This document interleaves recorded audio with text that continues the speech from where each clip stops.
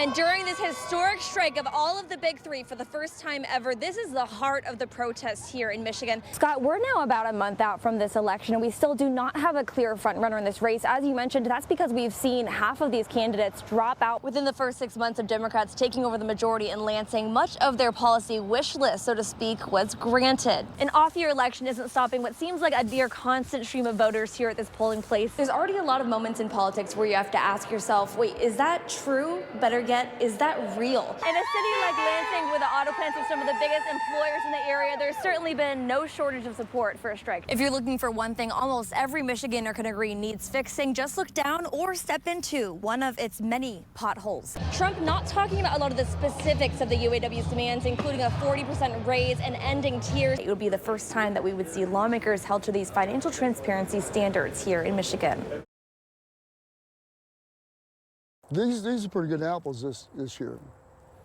Now these apples over here I'd probably eat. Jerry Bossard's family has owned this land in Marshall long before there were any apples to eat or any apple tree at all. This thing was just loaded with apples. Now, just a few hundred feet from that old apple tree, what's been growing is something quite different. Solar panels. Thousands of them. If my mom sees this, she's sick. It's just really emotional. The township's planning commission approved this 1,000-acre solar farm last year against the wishes of longtime locals like Jerry. What Jerry is experiencing now is what many townships and voters around the state of Michigan have been trying to avoid for years now. So instead of breaking ground, many of these renewable energy projects are facing local pushback and breaking down. New bills would change that, taking the power to approve major wind and solar projects from local townships. What do you think about if Lansing was making those decisions? No, because no. Because if we're going to control it here, at least we have some say in what's going on. In Lansing, the fight over renewable energy feels no less personal. All of our farmlands are just going to be littered with solar. Some lawmakers say the state's two main utility companies won't be able to meet their energy demands without changing who approves the projects. Ensuring that that energy is homegrown in this state can help make our energy more affordable. The energy proposal sparking friction between bill sponsors and those who are representing rural areas fighting against giving the power to Lansing. If you want to accuse a fellow colleague, There were no accusations. you said this is driven by free money. That is a quote. It is. Bill sponsors say that the act is a work in progress and could see changes after getting feedback. In Marshall, Rachel Louise Just. This room is called Rotunda. Another day of field trips in Lansing. Another day after a mass shooting in an American school. This time, nearly 24 third and fourth graders had their lives cut short. Today, Michigan third grader Harper is happily walking through her state capitol. I like looking around at all this cool stuff. I also like seeing the chandeliers. It's her first time seeing where all of Michigan's laws are made. I like all the people here because they're nice. On one floor, Harper and Mom look down at the lawmakers who will shape so many parts of their lives. On the other floor, lawmakers deciding, once again, to push off legislation to address gun safety. We're not thinking about these kids who are going to make our future. We need to protect them. What are we going to do? I don't get paid to figure that out, but somebody does, and they need to do it.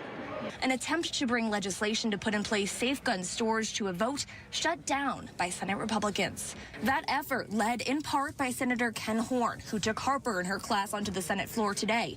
Just 2.5 hours earlier, he said this about the families of Uvalde's victims. They don't give a flying frog what we do here in the Senate. Right now, they're not paying attention to us. It's way too early to assign bill numbers to their grief. Harper and her mom were at a Michigan mall last year when 2 people were shot. When you are in it, fear flashes before your eyes. Your life does. Since that shooting and the school shooting in Oxford, not one bill confronting gun violence has gotten a single vote. Every day we don't take action. We are choosing guns over children. No more thoughts and prayers. Policy changes need to happen. Today. In Lansing, Rachel Louise Just. Heather Frank volunteers helping others get their basic necessities I can help people out and do that. At a Lansing Community Center once a week, but she admits she needs help to get her basic necessities too. I take 21 different medications. It's rough. Like many, she's reliant on her insurance to get her prescriptions. Most of the medications Frank's doctor wants her to take, though, aren't covered by her health insurance, so she has to compromise. I'm having to take multiple medications in order to achieve it, so they're covered. How much time a week do you spend thinking or talking about just medication that's going to help you live? Oh my gosh, let's put it this way. I spent 45 minutes yesterday filling one pill dispenser for a week. But here in Lansing, it doesn't seem that Republicans and Democrats are on the same page when it comes to a solution. Senate Democrats on Tuesday unveiled their new plan to create an independent prescription drug affordability board that would research and place upper payment limits on the most expensive medications. We're talking directly at the manufacturers, who we know are charging exorbitant amounts. This isn't going to make drugs more affordable in Michigan. It'll probably make them less accessible. The top Republican in the Michigan Senate says Democrats are only introducing the plan to boost a Whitmer run for president. As lawmakers work out the details, Michiganders like Frank hope help can come quickly. Every business is in it for a profit. You can't get by without that. The problem is how much profit. The pharmaceutical industry continues to be one of the most influential in American politics. Last year, according to the data gathering platform Statista, pharma and health products were easily the highest spending lobbying industries in the U.S. In Lansing, Rachel Louise Just.